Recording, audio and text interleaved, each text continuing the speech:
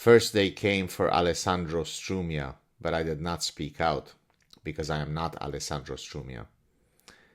Then they came for Noah Carl, but I did not speak out, because I am not Noah Carl. Then they came for Paul Joseph Watson, and I did not speak out, because I am not Paul Joseph Watson. And then they came for me, but there was no one left to speak for me. I have rephrased here for you the classic quote from a German theologian, Martin Niemöller.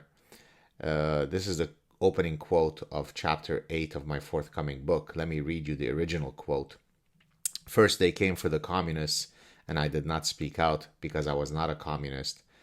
Then they came for the trade unionists, and I did not speak out, because I was not a trade unionist. Then they came for the Jews, and I did not speak out, because I was not a Jew. Then they came for me, and there was no one left to speak for me. It's difficult to imagine a more poignant quote to capture the cowardly apathy that we see in the world today. People walk around either unconcerned with very dangerous patterns, or thinking that even if one should be concerned, well, it doesn't really affect me.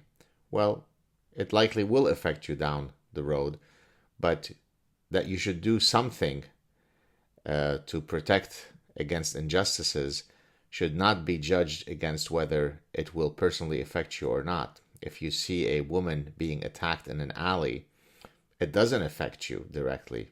Those guys are not attacking you. Yet if you intervene, it's because you think it's the right thing to do. So I only listed 3 people here. 2 professors, Noah Carl is not a professor, he's a postdoctoral fellow at Cambridge University. Alessandro Strumia is a professor of physics, and Paul Joseph Watson is a commentator with a huge YouTube following. I've been interviewed by Paul Joseph Watson, and I hardly find him to be the dangerous individual that he's been designated by Facebook to justify his banning from Facebook and Instagram. For those of you who don't know Noah Carl, I did a previous SAAD TRUTH clip on him. He had gone to an intelligence conference where apparently there were nefarious figures, and by guilt by association, and because he conducts research on forbidden knowledge that might have downstream implications of how people might misuse that research.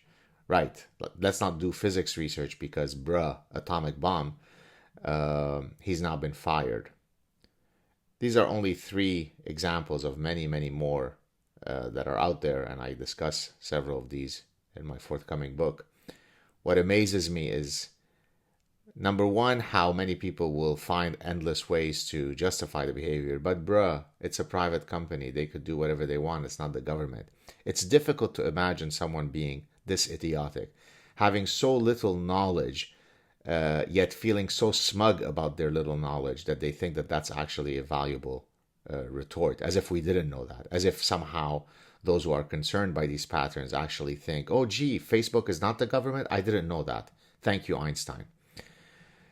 Yesterday, I tweeted something which I'd like to read for you here. Now, I addressed it to my academic colleagues, but it really applies to everyone. So let me read it for you.